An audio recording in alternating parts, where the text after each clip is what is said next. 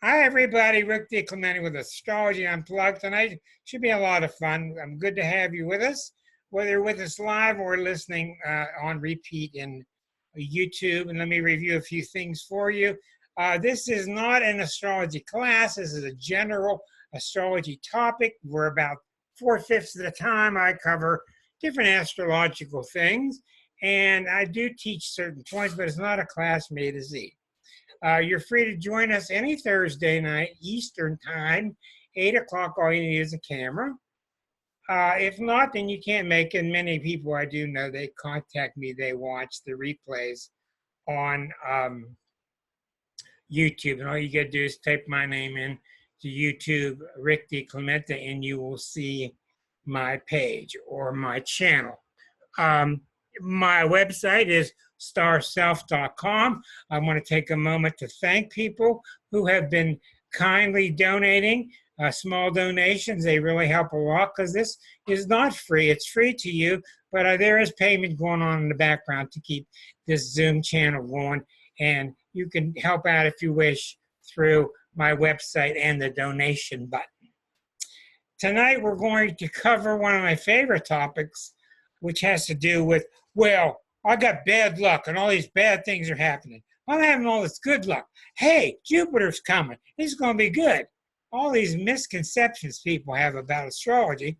And I'm really glad to have Kim Wilson with us again from Texas, because she was on as a hostess with the Mostess months ago talking. She's an expert on the Course in Miracles.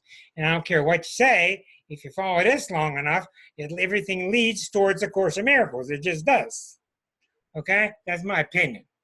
So, as I have become an astrologer of 41 years, my needle has gone more and more away from an astrologer, more and more towards a Course teacher. And Jesus told us in the Course that he wants all of us to teach. He wants all of us to teach because that's how we learn. It's not that you teach because you're a big deal, but that's how you learn. So we're going to get into that. We're going to get into some kind of heavy-duty stuff tonight, where I'm going to be tracking Saturn, Uranus, Neptune, and Pluto. Those 4 planets. They will give you a good enough idea. But just like Ray said in the background here, she's listening but not shown. She wanted to know more about what's called a yod, or Y-O-D, in astrology, so I'm going to go into that first, and then I'll get into the discussion. If you have any question, if it's reasonable, if it's not, I'll just delete it. If you have a reasonable question, just write to me, rick@starself.com. It's starself, like myself, yourself, starself, rick@starself.com. If you have a question that involves all of us keeping our clothes on, and it's a reasonable question, then I'd be glad to entertain it. Okay, I'm going to call up a picture of a yod. It's just a little graphic I made a few hours ago for tonight's purposes. This is a yod. This is an example of a yod. A yod is a very common thing in astrology. It has another name, which is called the finger of God. And I happen to think that that's kind of a silly name for it, and I don't see it fitting at all, but it's very common. And I think astrologers like to sometimes make themselves a little more important than they really are. When they talk about the finger of God, you will find the finger of God mentioned in the Old Testament, and that's where to get this from. A finger of God, or a yod, is comprised of 2 planets at sextile. They're 2 signs away, usually about 6 degrees orb, but it's a favorable aspect. 2 planets are half of what a trine is. A trine's 4 signs away. A sextile is 2. These are usually 2 planets that are in harmony. They enrich each other. Now, to get into how they enrich each other, you have to examine the nature of the 2 planets. And one of the reasons that they enrich each other is every other sign is harmonious. These are called the odd number signs: Aries, Gemini, Leo, Libra, Sag, Aquarius. They're odd number, and they're also called male. They're called male because they're generally a little more extroverted than the female signs, which are the even numbers, which is Taurus, Cancer, Virgo, Scorpio, Capricorn, Pisces.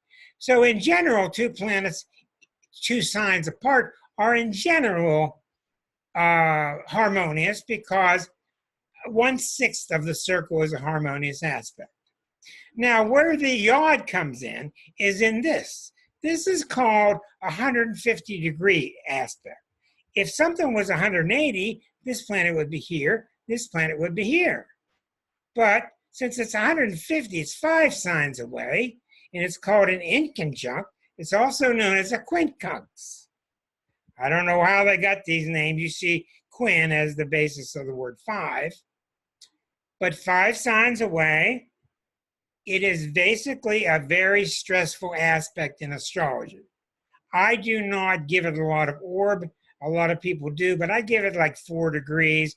And when you got a quincunx in your chart, you can see that this planet is quincunx here, this planet is inconjunct here. So the yod is made up of 2 planets that are in harmony, and they all go to a central point.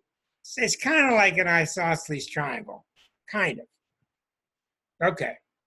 What happens is these 2 planets are in harmony, but this one's in tension all the time with that, and this one's in tension all the time with that. So what ends up happening is when transiting bodies come to this point, or transiting bodies come to the opposite point. Anytime you have the opposite of a sensitive point, it's called the wake, like the wake of a boat. So a transit coming by this point will flip you on your back, and you wonder what happened. Well, there's no planet here, but it's right across from that yod point. Now, what happens in a yod? I don't work with them a lot, but I do. A yod is 2 planets are getting along fine, but they're not allowed to because of the 3rd planet that's in 2 inconjunct relationships. So oftentimes, especially if that planet is Mars, or if it's Uranus, or if it's Pluto, if it's a fiery planet, it can really get in the way. If that planet is Venus or the moon or Jupiter, I don't sweat it too much. So you really have to examine the 3 planets involved. Okay? Likewise, my girlfriend's been going through this the past couple of years. She's had 2 transiting planets that are sextile, 2 transiting planets, sextile, and they have been forming a yod to one of her natal planets.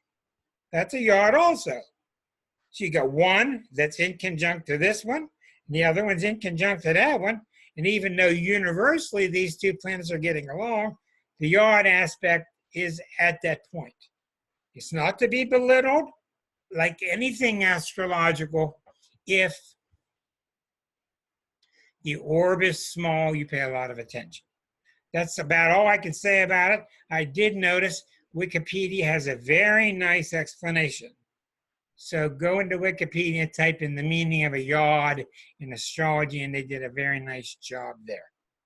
Okay, now what I want to talk about is good luck, bad luck. And I know that I've got 131 of these episodes here. I've talked similarly about this, but you'll see there's going to be a sub-layer come out of this discussion tonight, okay? We're going to talk about a lot of the misconceptions of astrology. And like I tell people when I'm explaining astrology to folks, I don't blame you one bit if you don't believe in it. And the astrology that you don't believe in is the same astrology that I don't believe in. Let me say that again. The astrology that you don't believe in is the same one I don't believe in. That the planet's up there going, ooh, ooh, making all these things happen. Okay? Suffice it to say, the planets are making things happen, but they're not. Don't try to figure it out, because you're not going to figure it out. The only way you can get close to figuring out how the planets work is to think of the quantum field. And what's true to the planets is true to us. Somebody said simply a long time ago, what's true above is true below. Okay, We're going to start with Saturn, do Uranus, Neptune, and Pluto. Okay, now, a lot of time when I have a crowd and I'm talking about astrology, I'm getting the dumb looks. It's just because they don't understand. They think astrology is the daily horoscope. They think it's their sun sign.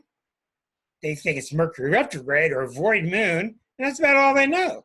Full moon. And it's understandable.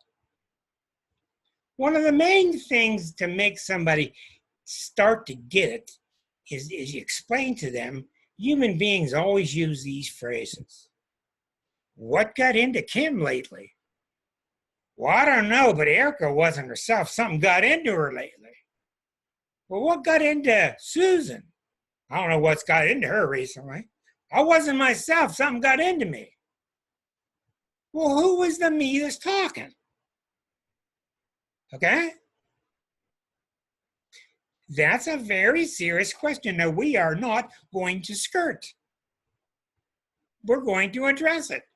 Because 95% of the problem is that we don't know what we are. Not who we are. We don't have any idea what we are. We're walking around on this blue little dot out in the middle of the universe with this miraculous atmosphere. We don't know how we're breathing, but we are. But we don't know what we are.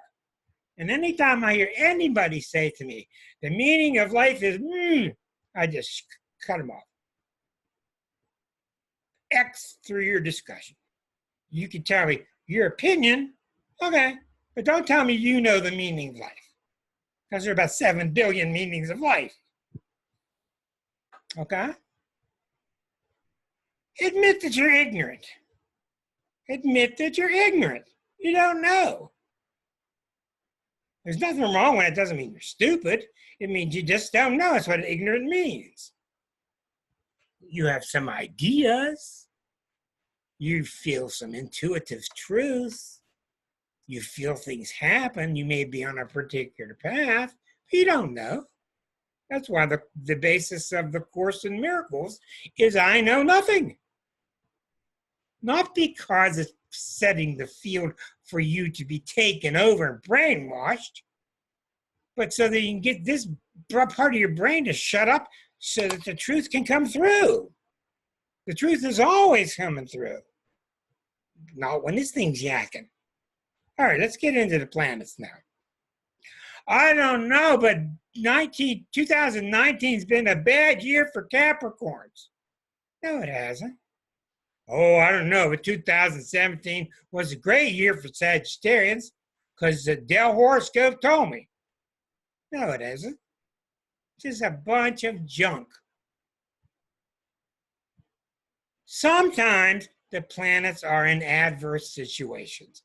Sometimes, no matter what you do, some planets are kicking your butt, and that's a period. Sometimes. Sometimes they're flexible, and it's up to you what you do with them. Very difficult to explain. So let's start with Saturn. Saturn has a very bad reputation. It's called the Great Malefic in astrology. The great bad guy, the other bad guy, the minor malefic is Mars. Well, they're both untrue. Just like the great benefic is Jupiter and the minor benefic is Venus. Some little bit of truth to them, but they're greatly exaggerated. When Saturn hits you, in other words, Saturn's coming across hitting one of your natal planets, or Saturn's coming opposite one of your planets, or Saturn is making a right angle to one of your planets, especially, there are certain things that will happen. We don't know why. You will get older faster. You will start to feel your joints creak. You will out of nowhere. Here I am, a Capricorn, a double Capricorn. Saturn is known and Capricorn is known to mess with your knees. That's the part of the body. I have never had a knee problem in my life until I just had my second Saturn return. And upon my second Saturn return, my right knee started hurting. No idea. And I just did what I tell clients, stretch it, walk, relax it, stretch it. And luckily it went away. All right. Saturn rules the hard parts of the body. the bones, the joints, the teeth, the knees, and the skin, because it covers the body. Saturn is containment. Now, the problem with Saturn is it's got this reputation that it's going to come in, it's going to stop you, it's going to limit you. It's going to bring a beast of burden on your shoulders. And to a lot of degrees, it's true. But no, there's no Saturn God up there saying, oh, that Kim girl, she's been getting away with a lot lately. She ain't getting past my vision. I'm going to dump a bunch of stuff on her. How long? 2 months. There's nobody up there deciding this stuff. There's nobody up there deciding this stuff. I will say to you, a lot of the answers to these transits are karmic. I don't know the answer, but I've done enough to realize that they are tied to past lives, they are tied to good and bad karma, and they are tied to your dues to the collective. I don't know how or why. I don't know how or why. This little guy that just drowned in the Rio Grande, right down near Kim, with his little girl, look at the impact it's having on the entire planet. It's tragic what happened. But who knows that they didn't decide to do this ahead of time and sacrifice themselves as avatars to wake up the sensitivity of the humans. Who knows? Who knows? It's beyond us. Don't try to answer everything in astrology. Okay. The number one reason that Saturn comes by you and you get dumped on or you get sick, and your sickness is most likely a blockage. When Saturn is on you, Saturn coalesces. Saturn congeals. That's why we have a planet. If we didn't have Saturn, we wouldn't have a physical matter. Saturn takes energy and forms it according to the idea field within it. Whatever thoughts you have, you ever see somebody say that at a certain age you're going to start looking like you've been thinking? You've heard that before? And you've heard that people married long enough, they start to look alike? Well, thought creates form. Well, what's the magic? Saturn is the magic. Saturn is the one that takes the idea, it gives shape, and it solidifies. And that's why when you're under a Saturn transit, if something's bugging you and you're going to the doctor, you have a little more danger than most people. The likelihood of a blockage is more real than, say, when Neptune hits you. It's usually imaginary. So Saturn does make things real. Now, the real problem with Saturn is you don't have your stuff together. And I hate to say this, and I think I'm right. The number one difficulty in astrology is responsibility. And I'm not saying this to you as a Capricorn. Are you going to take responsibility for your energy?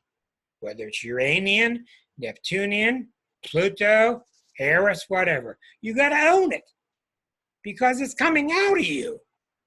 It's not coming out of the closet. It's coming out of you.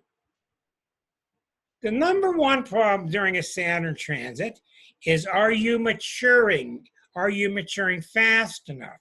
It's very common that people goof around 25, 26, 27. All of a sudden, they start to mature. And they start to get it together. You don't know how many, I've been watching so closely for so long. One day I was doing a thing for a newspaper in the West. And I met this beautiful blonde, and of course she was the astrologer for the Los Angeles Dodgers and the San Francisco Giants. And she was this gorgeous Western California woman. But one of her tricks was smart. She would tell the managers and the general managers of these teams, don't give up on these pitchers when they're 27. Don't give up on them when they're 28. And you wouldn't believe, not always, you wouldn't believe how many pitchers start to come into their own at 27, 28. It just starts to happen. It just starts to congeal. People will say it just starts to come together. Now, not all of them, but she had several really big successes, and that's how she keeps up her success rate and the money she makes. So at 27, 28, I've watched the wildest people you've ever seen all of a sudden want to settle down. Or they want to get out of a marriage, get into something else.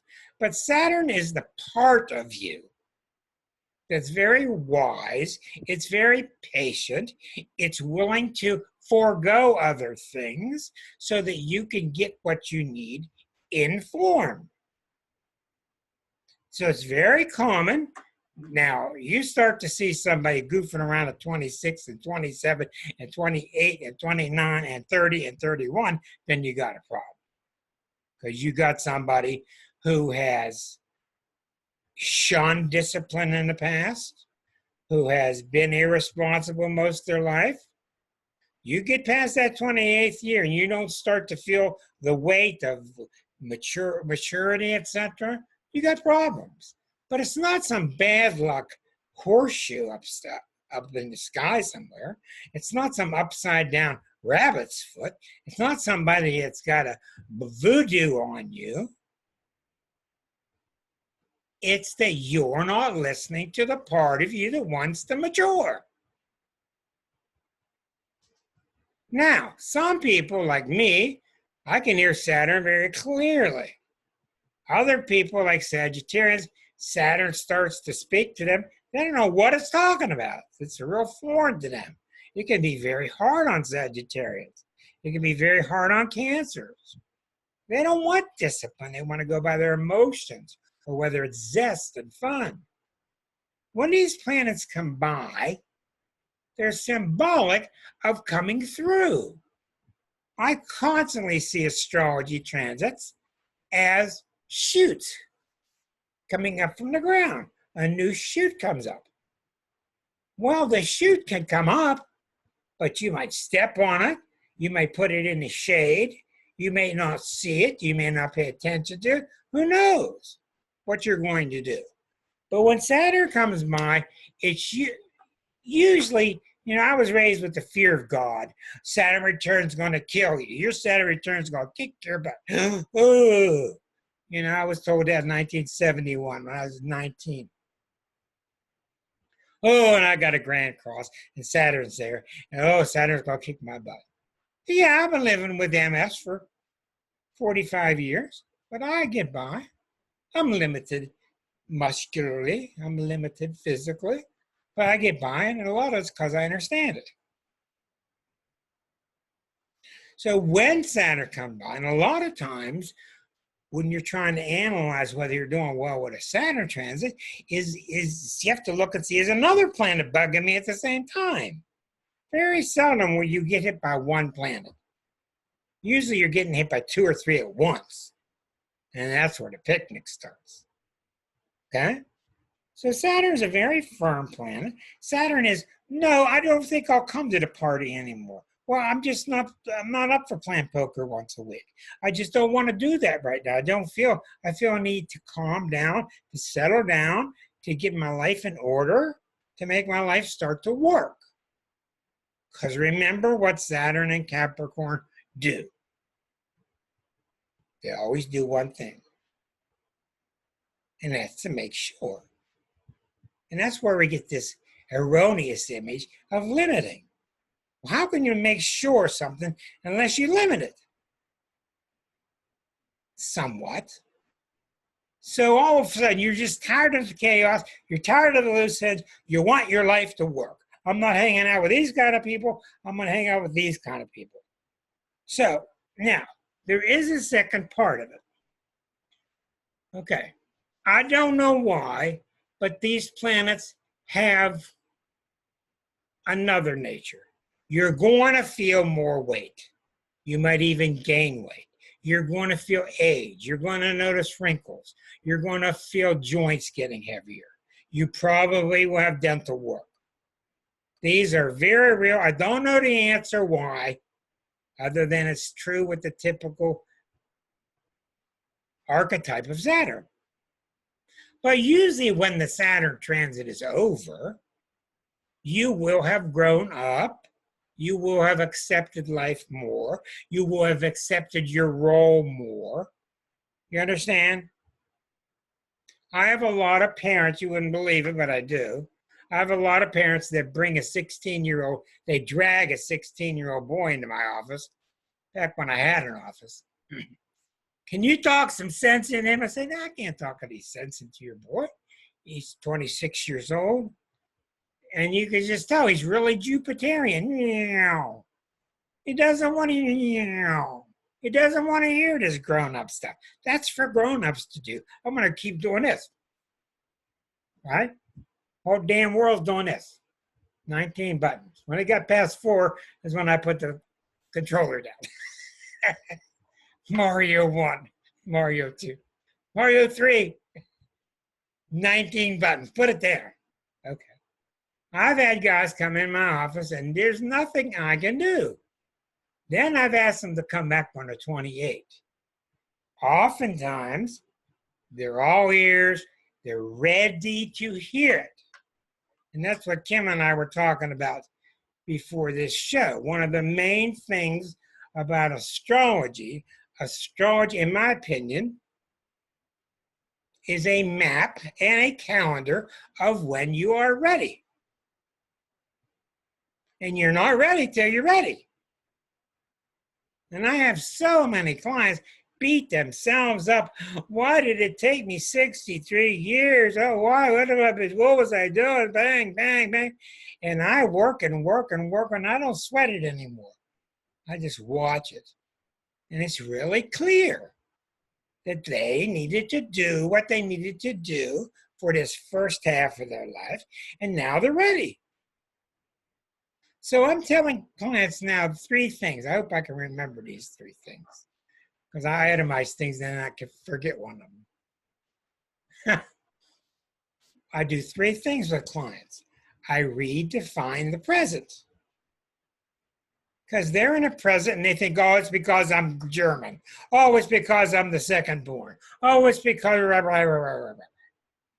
I give them another way of looking at their present planetarily. Energetically, it's more neutral that way. The second thing is, I redefine who they... Oh, I know what the second thing is. I encourage them. I give them confirmation.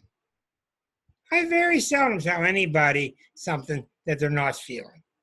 Well, you should have been feeling this thing come over you recently. Yeah. And then when I know I got it, is when they say, well, that's funny. That's when that's when I know I got it. And I let them talk, and I talk, and we talk. We end up using the same words. It started out, we're using different words. That's it. Part 3 is I hand out diplomas. I hand out diplomas. And all diplomas come from inside.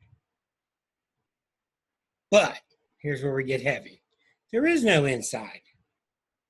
There is no outside. We all collectively, and we're seeing this become a tragedy planet-wide, it's time for us all to grow up spiritually, to stop praying. Here's what I mean. I got nothing wrong with praying, but let's talk. 95% of us pray, please do this for me, and I'll do that. We're bargaining, not praying. Please, God, help Erica's liver. Please help her liver out. Okay, please help her liver. She's sick. Well, if I didn't pray, does that mean God was going to ignore her liver? You can't pray and enlist his or her services. That's not how it works. Praying really is putting your mind in touch with certain archetypal realities. Dear God, I don't know what to do with my relationship with Kim. I've tried these things. I don't want you to fix it. I'm not going to ask him to fix it, because why would he not fix it? But please give me another way to look at this. Next time I see her on the weekend, I see her and I'm like, wow, I see a whole different person. Please, give me a new way of looking at this. And then all of a sudden, your mind lights up because your brain has stopped thinking. You've stopped making deals and begging God. That's what true prayer is. So when a planet comes across you, planets come across you at the same time that you're going through something. And that's the value of having a reading and me redefining the present. Now, I've had very good luck in the past with Jordan down at the bottom. She has been in my classes. I've had very excellent readings with her. She has been tip-top great with my readings and putting to use. And I can tell at this moment, the last few months, something is amiss. Something is amiss. She is not in sync. I don't know what it is. She and I will figure it out. And she's very bright. And she's a good astrologer. And I know that through our work, when the time is right, we will talk and she will get it. And when she gets it, she'll be back in sync. But what's happening now is she's out of sync. You can't, even though she's Libra, you can't be in sync all the time. You just can't do it. I had a radio show in about 83. I was working once on the radio, and I would take, hello, phone call, birth time, thank you very much. 1 minute commercial, come back and start reading. No computers, all by hand. And I did this lady, I was reading for a Libra woman, very delightful. I think I've told some of you this before. And I said to my engineer, he had been in my astrology class, so I could talk with him astro lingo. I said, oh boy, stay tuned. I'm off the air. Stay tuned. This woman's going through it. Woo. She's getting hit by everything. She comes back on here. How you doing? Okay, how you doing? Okay. How's everything? Everything's just fine. Good. I was floored. And I learned my lesson that day. Some people can get hit by 5 planets at once and be fine. And it's not luck. It's not good karma. It's that she has been in sync with herself all her life. When something came up, she went with it. When she felt like doing something, she did it. One of the worst things that happens in astrology is when we do things we don't want to do. Because we don't want him to leave us. Because I don't want to be abandoned. I mean, it's very sad to see the things that people do that's not them. Then you wonder how you get out of sync. So here was this woman who had been in sync all along, and I learned my lesson that maybe 10 other phone calls, they would have been crumbling, but this woman was in very good shape because she had stayed in sync with herself. So when Saturn comes by you, it's simply, let's not goof around. Let's draw our belt a little tighter. Let's save our money a little better. Let's be a little more careful. It's a conservative time. Now let's shift to Uranus. All right. Now, this is a planet that's raising hell right now because it's just switched signs. It just spent 7 years in Aries, affecting all the cardinal signs. 2011 for 7 years. Aries, Libra, Cancer, Capricorn. And it's just shifted to the rigid signs, the fixed signs. Taurus, Scorpio, Aquarius, Leo. Those are the ones that are on my front doorstep when I open the door in the morning. And why do you think that's happening? Well, I think I'm Uranus talking, and these people have been too damn fixed, and let's just give them a hard time here. Let's give this one an aneurysm, and let's break this guy's arm. And that's not how the planets work. Oh, it's a bad luck for Tauruses this year. No, it's not. Just another year with energy. The trouble is Uranus is the planet of change, and a lot of fixed signs don't like change. Why is Uranus the planet of change? Because if you don't change, you don't breathe. Things get old. and they got to change. And when Uranus comes, it's crazy. It's chaotic and it's totally unpredictable, and you will not know what it's going to do until it does it. It doesn't even know. But it's so brilliant. It's so genius that weeks after you'll see how brilliant it was. It's always sudden. It's always one thing, changes your life forever. Always. Go back to your chart and look at when Uranus opposed one of your planets, squared a planet, and you'll see this one thing happened. It was very sudden. Your whole life changed. Why? Well, Uranus is the planet of your real individuality. It's the real you as a God expression. It's the you, but it didn't forget about the oneness, but it understands to be really appreciative of the oneness, you need to appreciate the separateness. You need to appreciate the individual that Rick is. Then when Rick merges with God, Rick can really appreciate it all because he understands the whole dynamic. That's why God had his dream to begin with, the fall of the angels. He had this little insane dream, they call it in the Course. This mad dream. What if I became separate? Well, I might not know I'm all things, but what if I became separate for a moment and I could experience myself as two, duality? Then the dream started. Then that wasn't good enough. So the Tauruses came along to make it better. Then that wasn't good enough. So the Geminis came along. And that's how you got the exquisite zodiac, which explains the fall into individuality and the real dream. That's it. That's it. And you all blew it. You all blew it because it's no longer free as of yesterday. I'm no longer giving it away. You want it, you got to buy it. Or you got to go to Kim's house and photocopy it. All right. So I use this insane, crazy example, but it's so beautiful. Mrs. Cleaver comes running down the steps with the beavers at the breakfast table, and she's got shades on, and she's playing a saxophone. That's Uranus, because it's always something crazy, and you think this woman that's always got her pearl necklace on, she's not going to play a saxophone, let alone come down the steps with shades on. That's exactly what Uranus does. But what you don't know is she's been up there for months practicing in a pillow. She's got pillows stuffed out her saxophone, and she's not been ready. She's not been ready to reveal the self. And that one day comes, and that's how Uranus is different.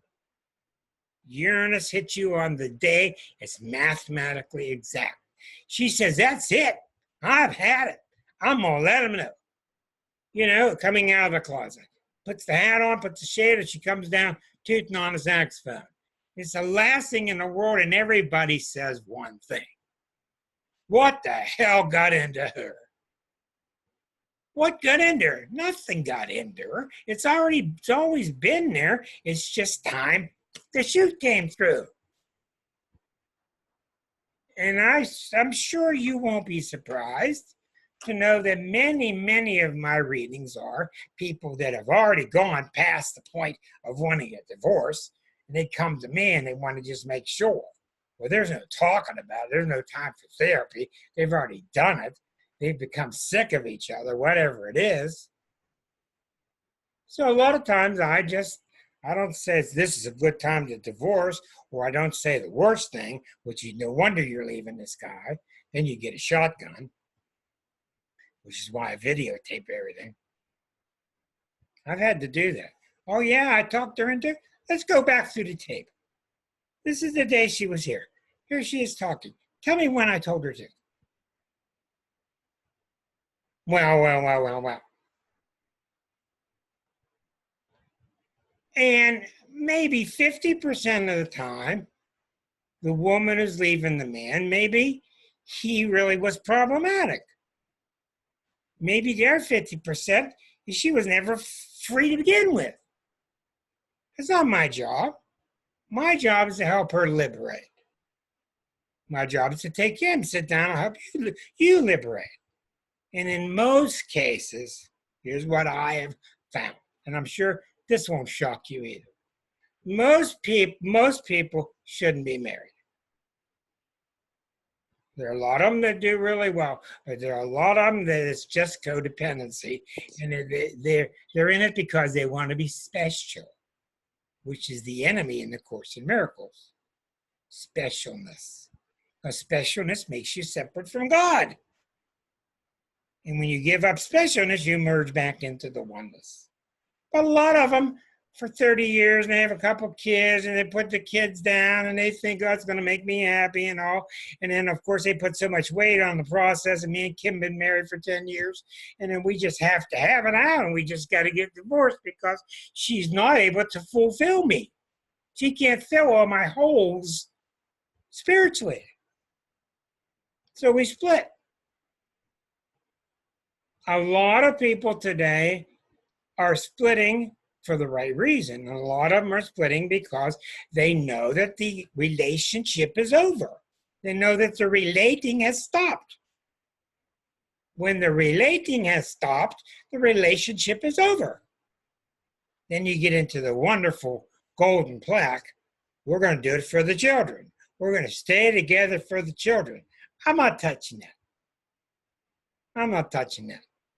You know how that works. So when Uranus hits you,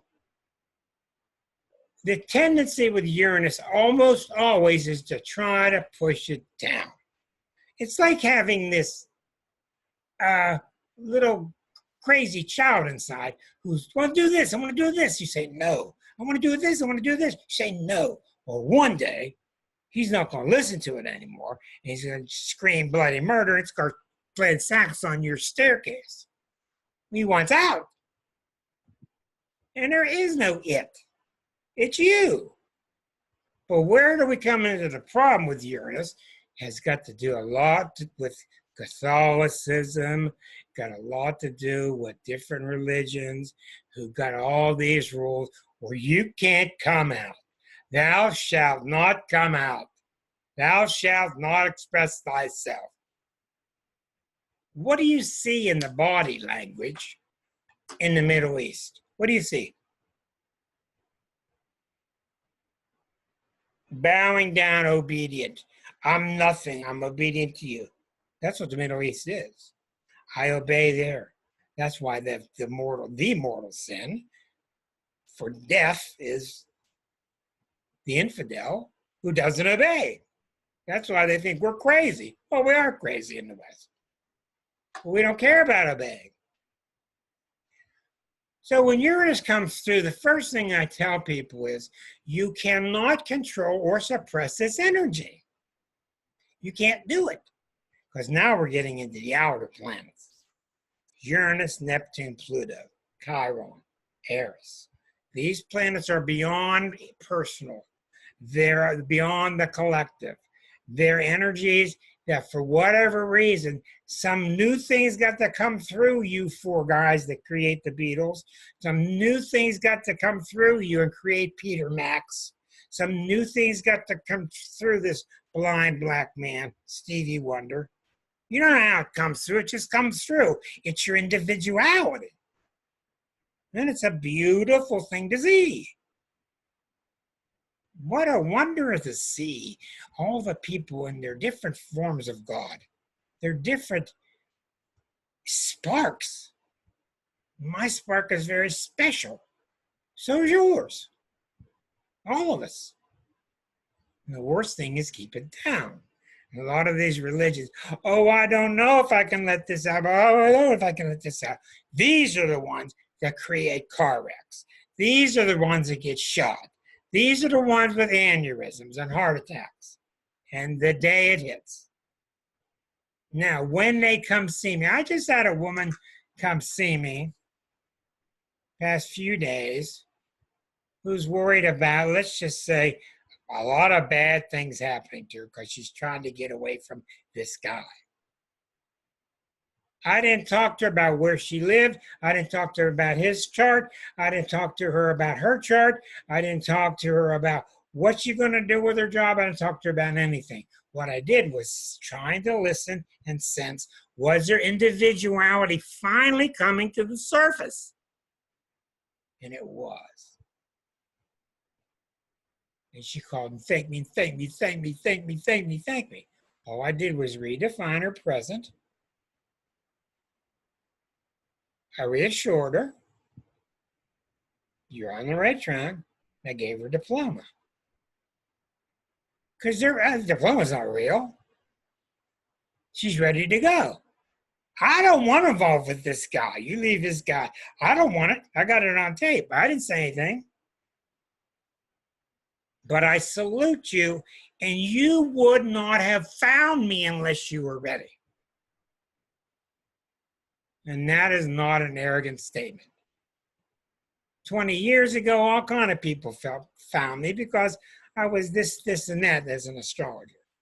I'm more tuned now, and I'm grateful that I get to be involved in people's lives and have the effect like I did with Kim. Kim came to me and I said, oh, thou shalt be free. And she said, okay. She went and she did it. Look at her face. I don't have to tell you. I mean, let's turn Kim's microphone on for a minute.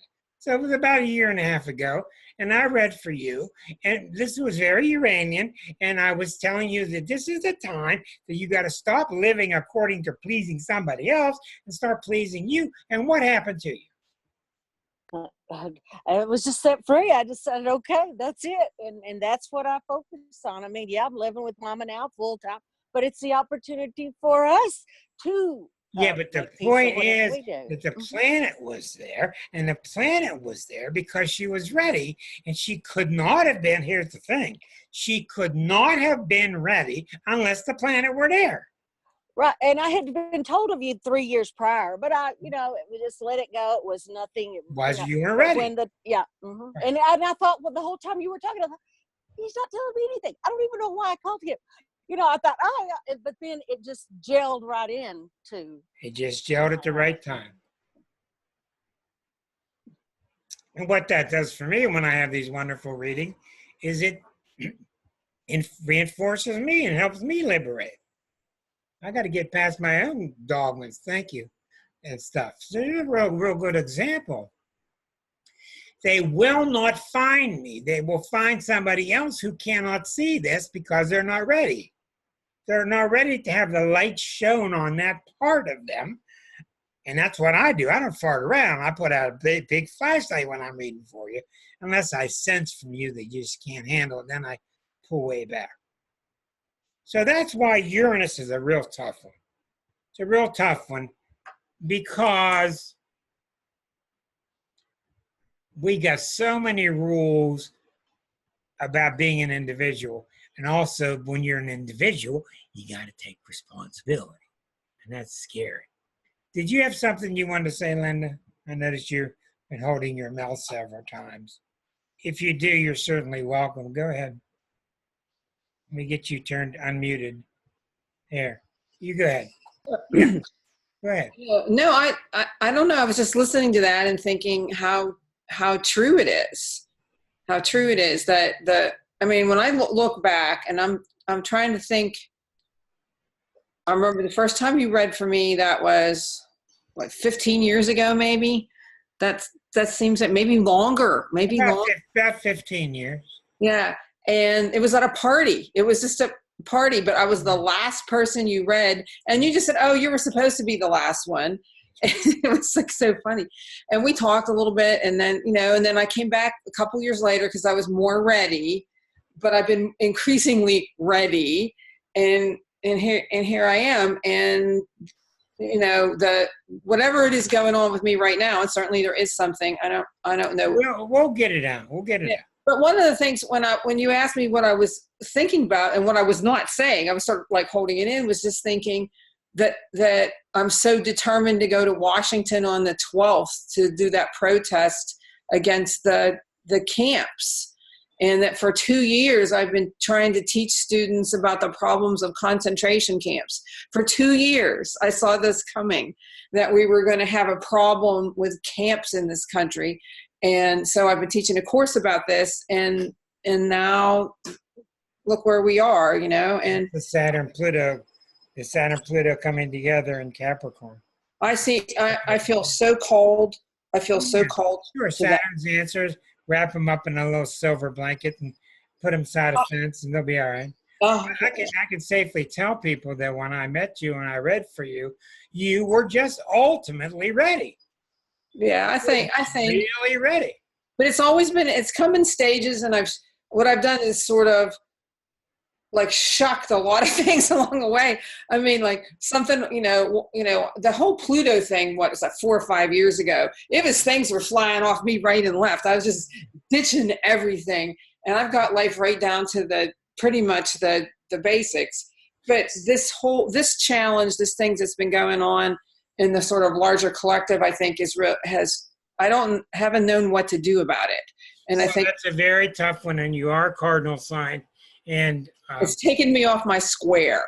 Well, there's no doubt about that. And the fact that Pluto's been doing what it's been doing, and Saturn's creeping up on it, and Pluto's about to have a Pluto return, and out of nowhere comes Eris, and she's square to it. And the next Pluto cycle, in other words, if you did a chart of the Pluto return in 2020, whatever it is, Pluto and Saturn are going to be squaring Eris for the next 256 years in that chart. So it's very much a new epic, and I can understand you feeling that way. And another reason it's tough for you is you are Librans, and Libra people have to fit in to a society that's okay. They're not okay. They're not okay. Society's okay. It's so not okay. It's so not, I mean, seriously, that's no, it's not okay, but you have to keep working. Like the Buddha says, you got to keep transcending it, and everything is okay because it's okay. And everybody's at where they need to be at. And you got to stop being attached to the results. Okay, I'm going to get past that because that's a whole other subject. But thank you for chipping in. All right. So you see how Uranus can be crazy. Neptune, talk about a planet that will surprise you. We are ignoramuses in this country and in the West about Neptune. We know nothing about it, and it's so powerful. Neptune is a planet that dissolves everything. And why it dissolves things? Because it doesn't want differences. And once everything's dissolved, like the Wicked Witch, and everything's in a little puddle, everything's one. Neptune doesn't dissolve everything. Neptune doesn't recognize false things. Neptune is very much the Course in Miracles. It's very much what Christ spoke about when he had hands like this. When his hands were out like this, he was more or less saying, what is. So Neptune stops reinforcing your whole gambit that this world is real, and I go to work and they give me strokes and I get juice and I get in my car and I pay this money and I come home and there's my wife, and all these illusions that we create.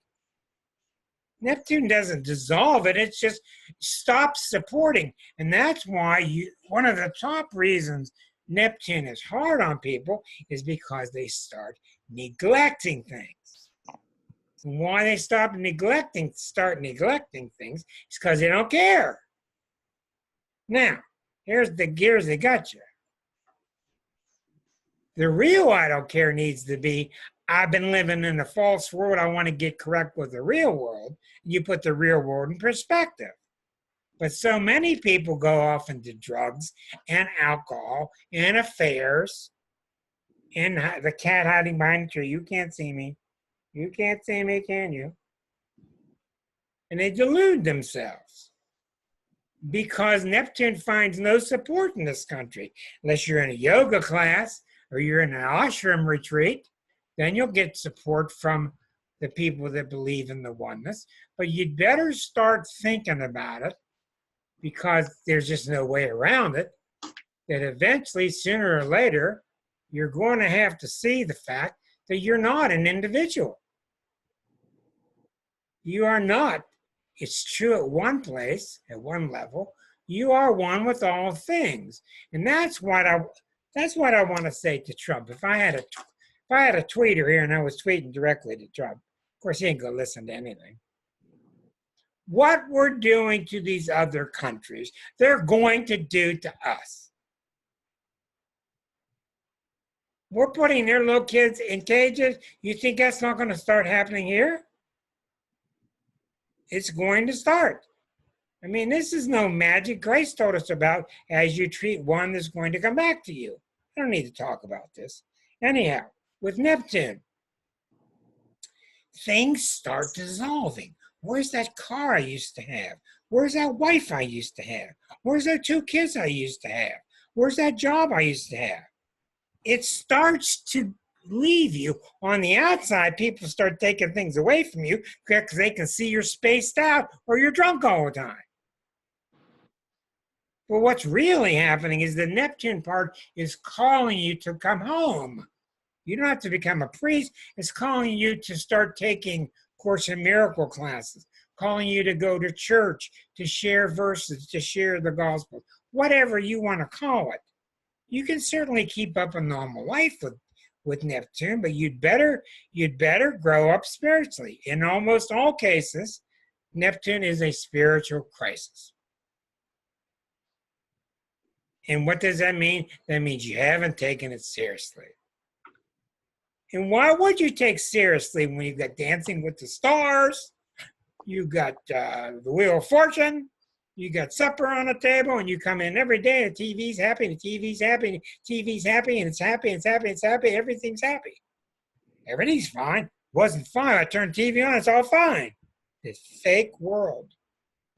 That's Neptune.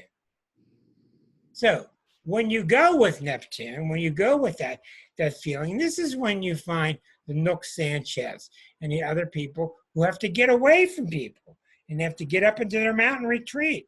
And if you've ever read about Wayne Dyer, he's deceased now, but Wayne had a home in Oahu, and he had a little writing workshop up in the mountains where he couldn't take his phone. He had no electricity. You couldn't contact him there, and that's where he would go to have peace and quiet and meditate and write his books. That's what Neptune is. So in many ways of speaking, Neptune is the most important planet there is.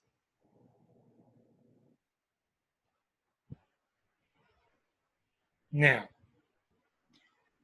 it's understandable, but people will fight me and pull their fingers out of the sockets and pull their ears out of their head. They will fight and fight and fight if you try to talk them out of their individuality. They think that their individuality is going to do something to help them, and it's not. And I tell people, quit trying, quit figuring. Let it go. Let it go. And they don't understand that thought process. And since the 60s, at least in the beatniks in this country, we've been trying to convince people to let go and let God.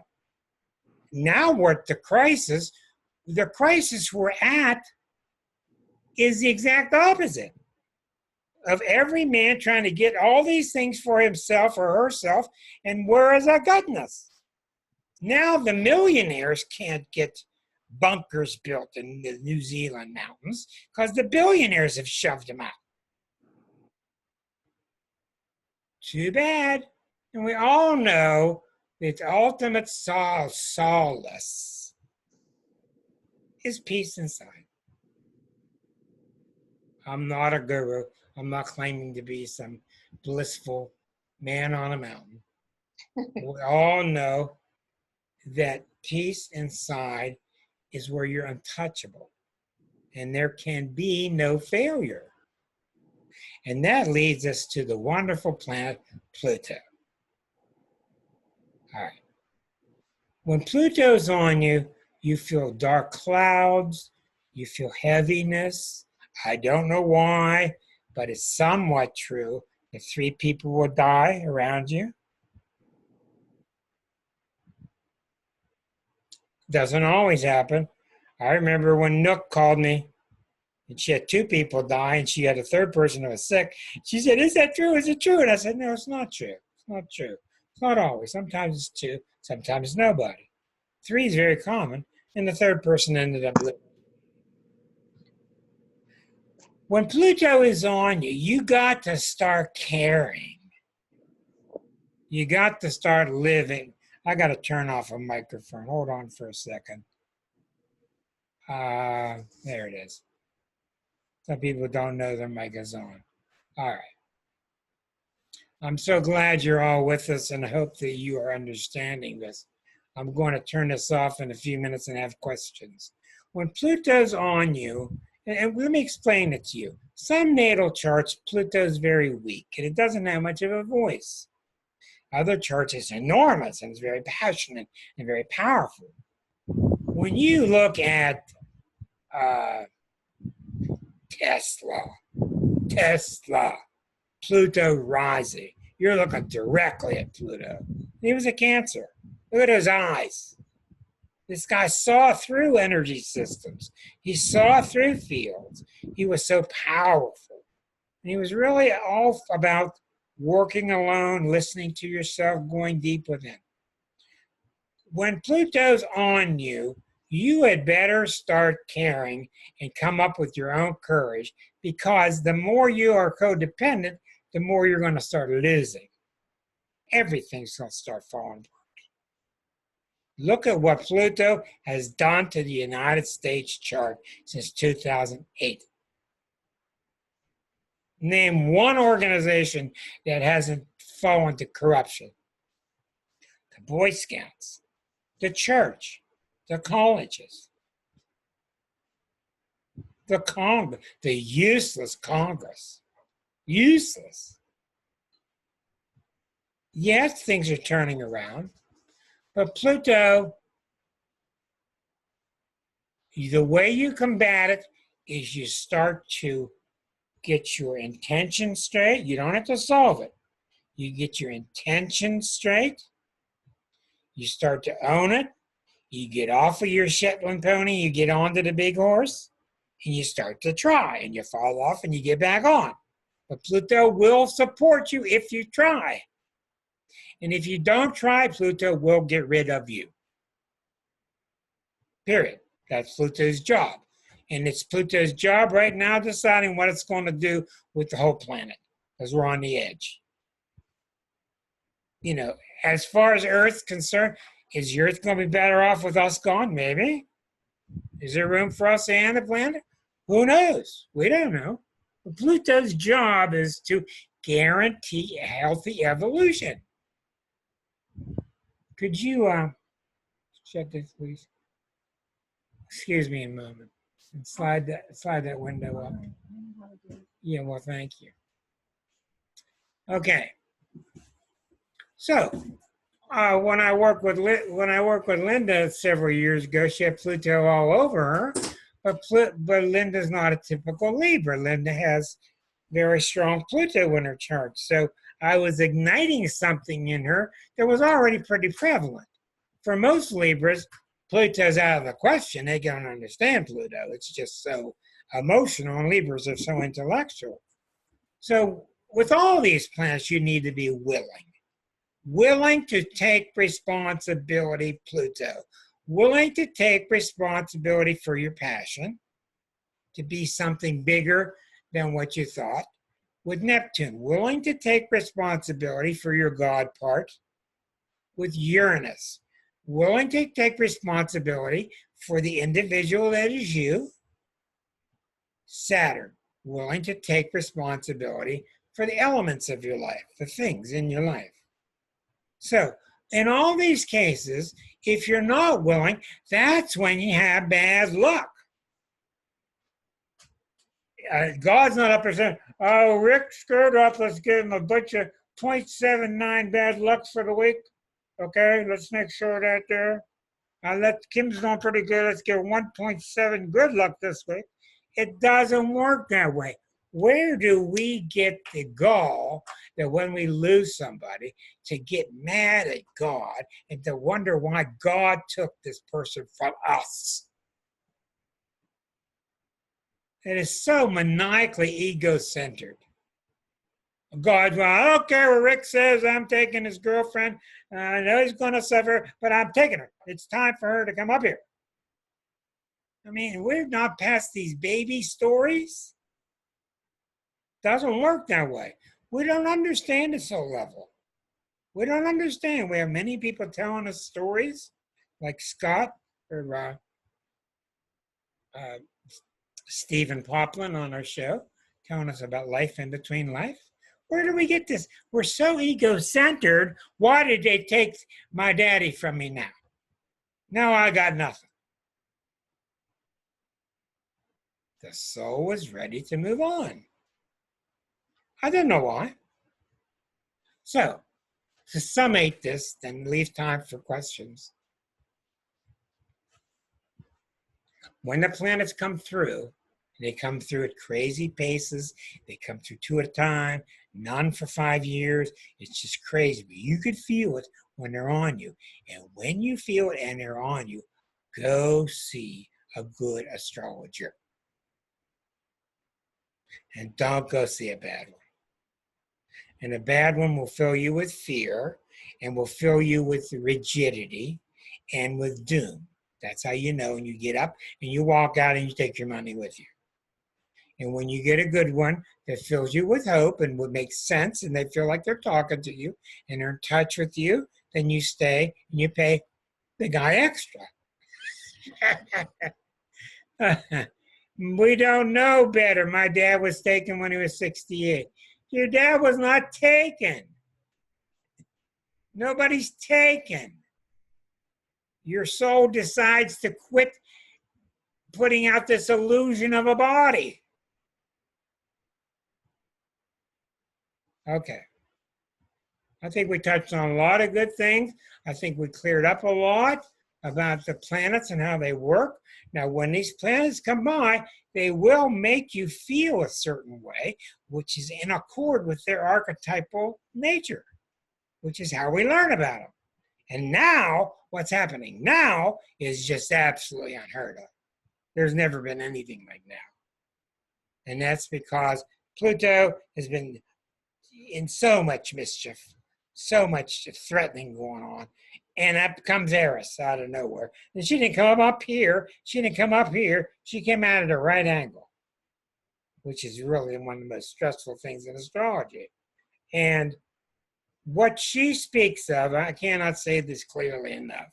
With Pluto squaring Saturn, Pluto and Saturn in Capricorn squaring Eris, it means we have to restructure an entire planet. We have to restructure entire governance systems, that there's just one government that takes care of everybody. And Liza was telling me the other day that in New Zealand, they've decided, no, I'm sorry, was it New Zealand? It was New Zealand. They've decided that they're changing their country so the number one principle was going to be based upon, is everybody happy?